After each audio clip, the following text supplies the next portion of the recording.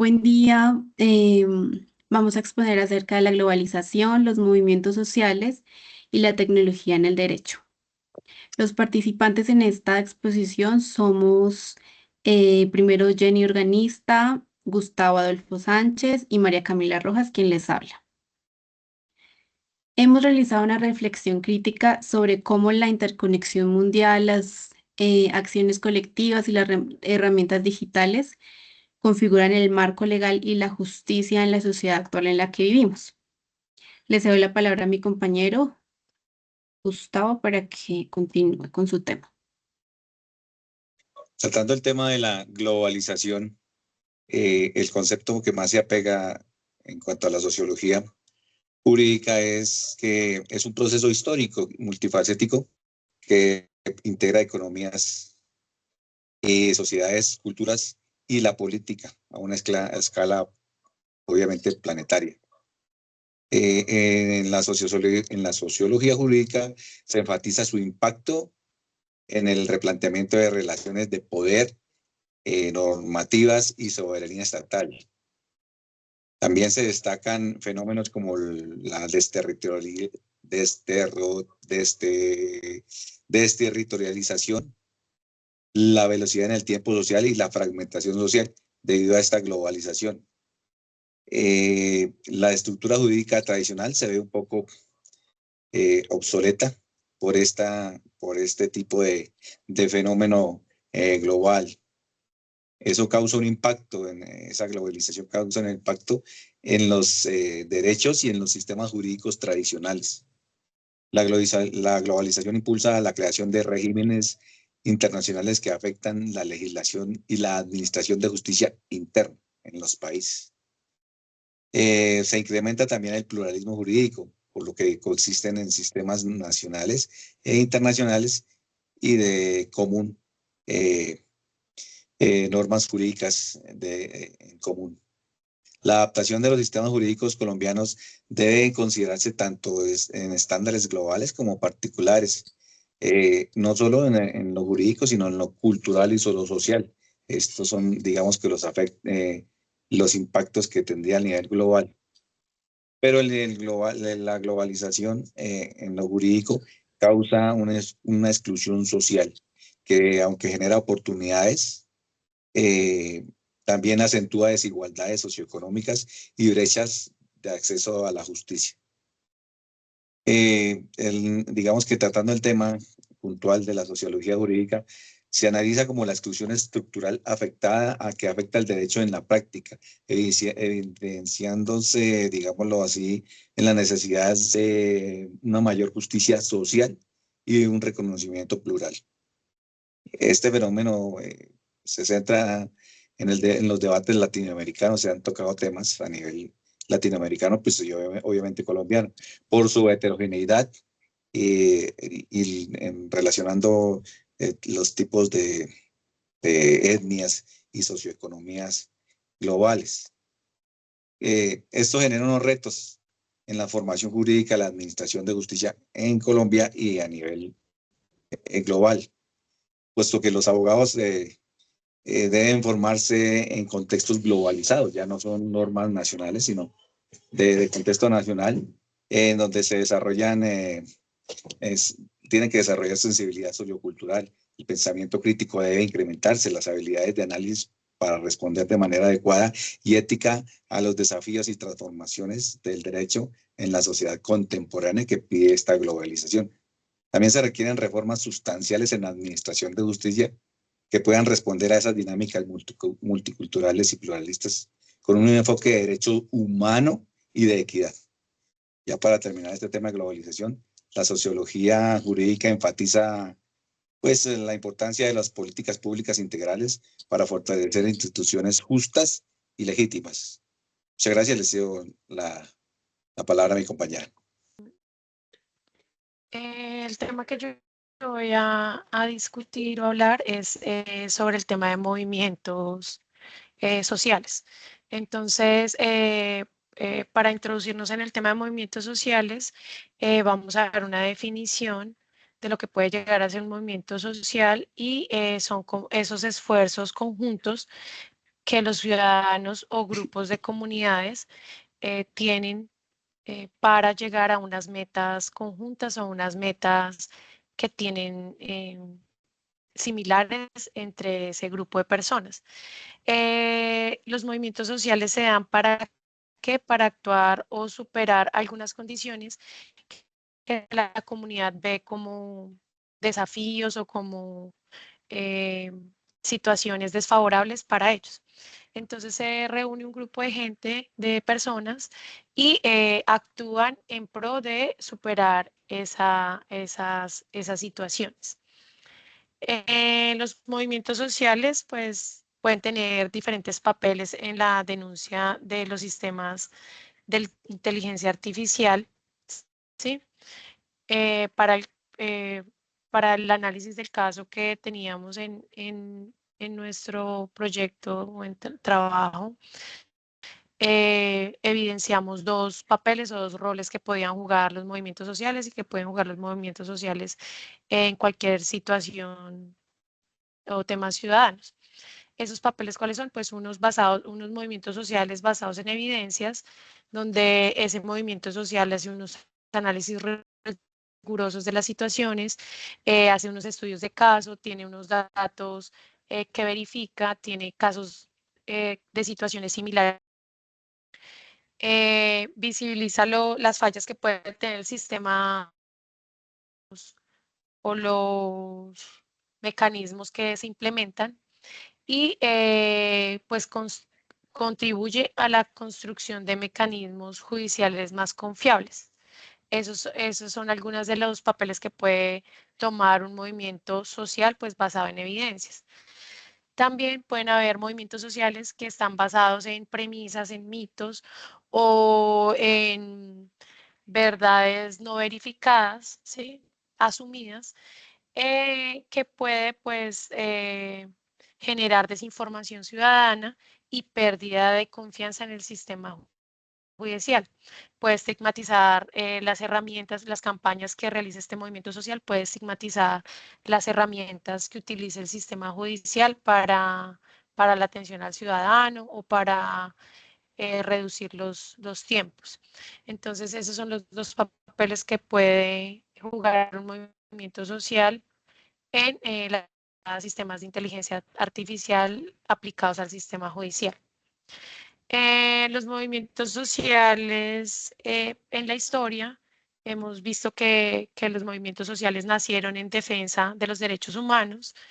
Desde un inicio, los primeros movimientos sociales estaban encaminados al tema obrero eh, y nacieron pues en la época de la Revolución Industrial, de la Revolución Francesa.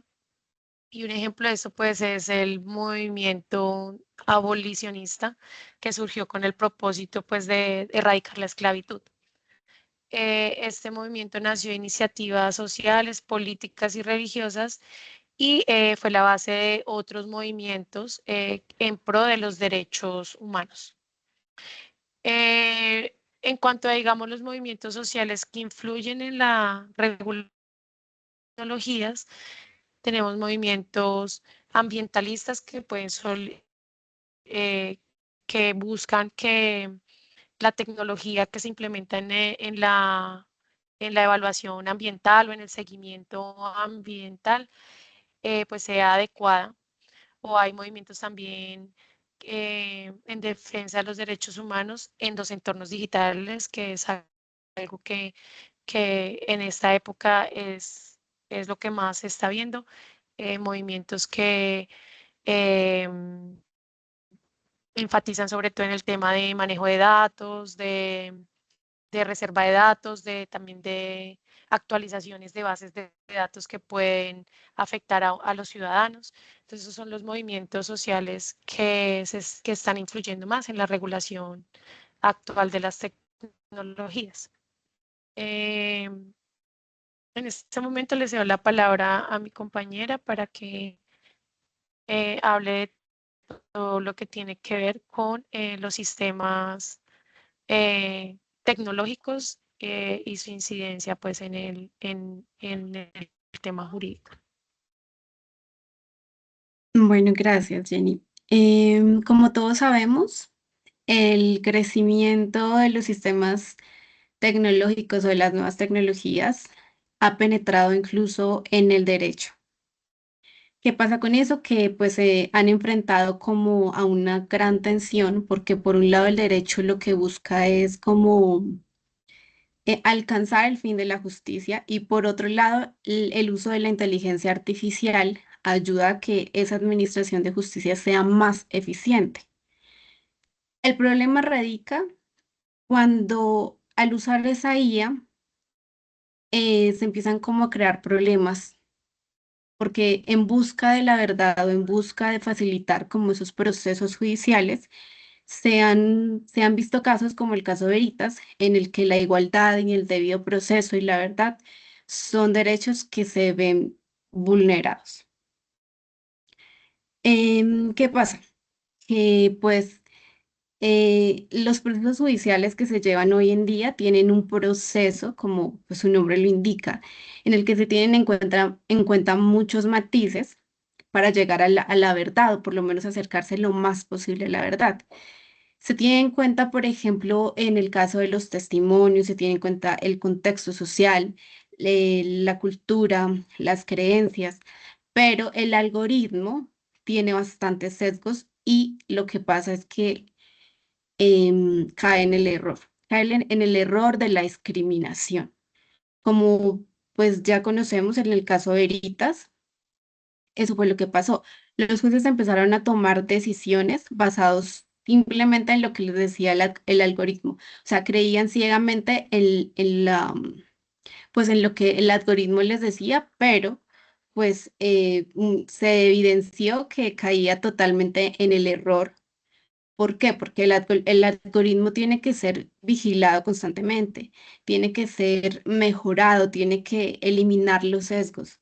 Entonces, vemos que el uso de la tecnología muchas veces, sobre todo, pues en todas las áreas, pero en el derecho, ha sido como un instrumento más que de justicia, de caer nuevamente o reincidir como en la injusticia, en los errores. La tecnología no puede ser un instrumento de discriminación, la tecnología no puede basar sus decisiones en la actitud de una persona, en que una persona de pronto tenga miedo al dar un testimonio, sin de pronto entender que esa persona viene de un, no sé, un estrato social en el que de pronto no tiene, o sea, no tiene recursos educativos para dar a conocer algo. Entonces, una persona en un testimonio que actúa con miedo no tiene por qué ser declarada culpable, como ocurrió en el caso de Veritas. Existen muchos instrumentos judiciales internacionales que ayudan a regular estos sistemas, pero hasta el momento han sido como palabra.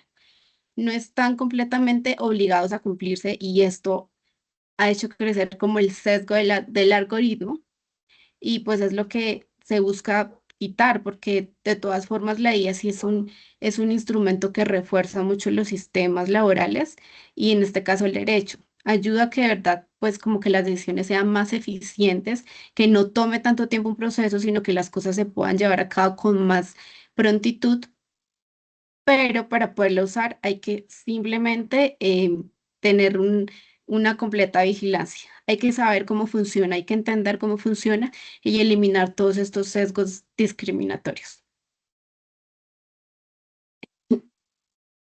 Como les decía, es necesario que estos algoritmos o estos instrumentos funcionen bajo la regulación, bajo la transparencia y la regulación necesaria que evite a toda costa la discriminación. Em, Eso es todo. Continuamos con el siguiente tema. Le cedo la palabra a Gustavo, ¿les? En el cual Gracias, hablaremos de redes sociales. gracias María Camila. Hablando de los entornos digitales, voy a tratar el tema muy superficialmente sobre redes sociales y su relación con la normatividad jurídica. Puesto que las redes sociales son uno de los sucesos más característicos de la era que es, globalizada en este momento y está transformando el acceso a la información, a la comunicación y generando al activismo en este tipo de redes.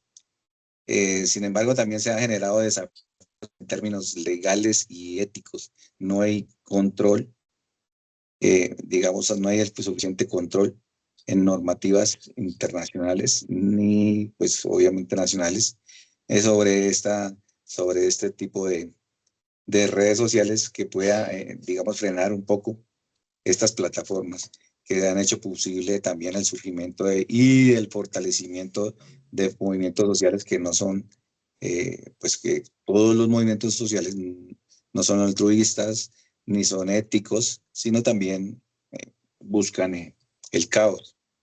Estos movimientos sociales son de tipo transnacional y que tienen que visibilizarse desde la parte normativa y jurídica. Esto ha fortalecido la práctica del derecho esencial. Obviamente ya se visibiliza y tiene que tratarse desde la doctrina y de la normatividad, para que esos asuntos se vuelvan de carácter público y que generen y que permitan la libertad de expresión sin vulnerar derechos. Pese a ello y al interés que le han puesto los gobiernos, digamos que la falta de regulación y el uso sin restricción ha generado grandes riesgos para la privacidad, sobre todo para la protección de los datos personales y para la dignidad del individuo. Es complicado frenar eso cuando se hace de manera transnacional o esas redes sociales se emplean para hacer daño sin control. Eso se ve evidenciado en un contexto global sin límites, que reproduce o incluso intensifica las dificultades de su estructura en términos de exclusividad y desigualdad. Muchas gracias.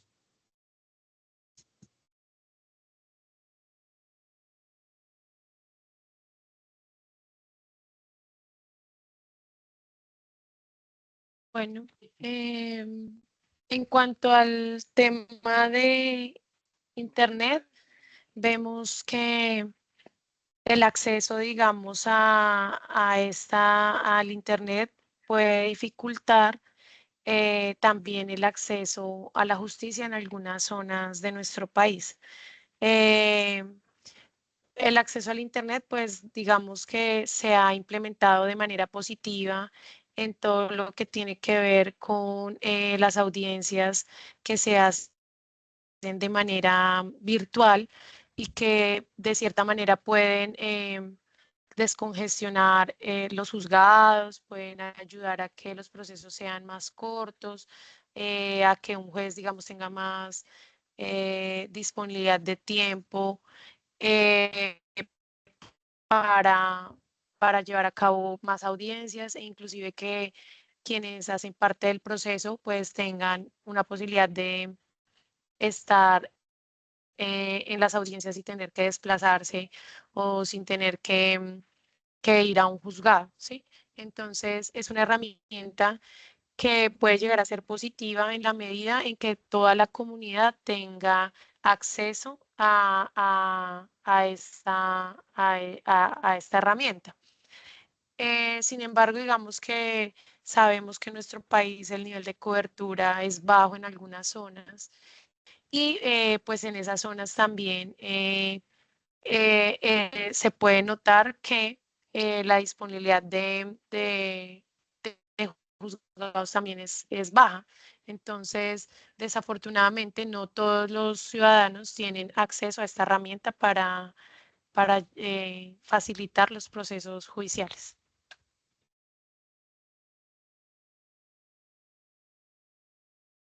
Gracias, Jenny.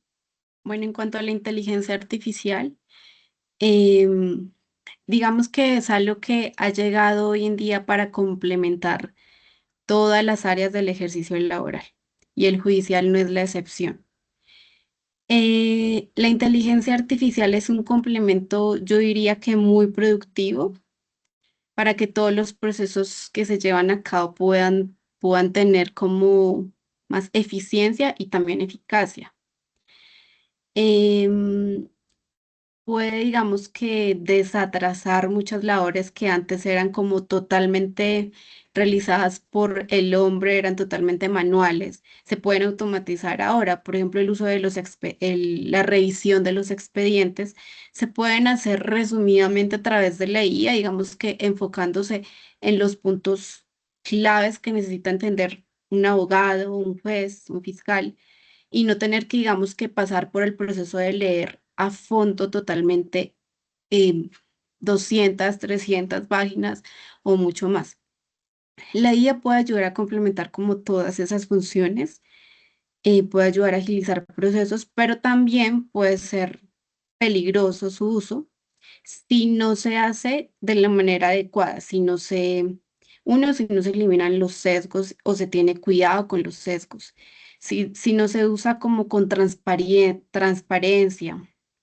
em, Dentro del sistema judicial, debe encontrarse la manera como de adaptarse a estos nuevos desafíos, porque digamos que no se puede quedar atrás, no se puede quedar como en lo de antes, en que todo sea manual, en que todo sea atrasado, demorado, sino que debe buscar la manera de permitir que la inteligencia artificial forme parte de esta labor judicial. Pero tiene que usarse con total transparencia, tiene que usarse de una forma clara y controlada. Hoy en día, digamos que no ocurren como las auditorías que debería ocurrir para que la inteligencia artificial sea usada. El algoritmo muchas veces aprende de manera errónea a realizar sus procedimientos y no hay como un ente internacional o un control nacional también que pueda como vigilarlo y decir, bueno, aquí hay un sesgo, hay que eliminarlo, vamos a tratarlo. No, simplemente como que se deja fluir y pues eso lo que hace es amplificar los sesgos en vez de disminuirlos y eso pone en riesgo la justicia. Entonces, pues en conclusión, el uso de la IA puede ser muy favorable, pero si se usa de la manera correcta y si hay un control y una vigilancia. De lo contrario, pues realmente podría ser peligroso porque podríamos recaer otra vez como en lo contrario de lo que es el fin del derecho, en la injusticia. Muchas gracias.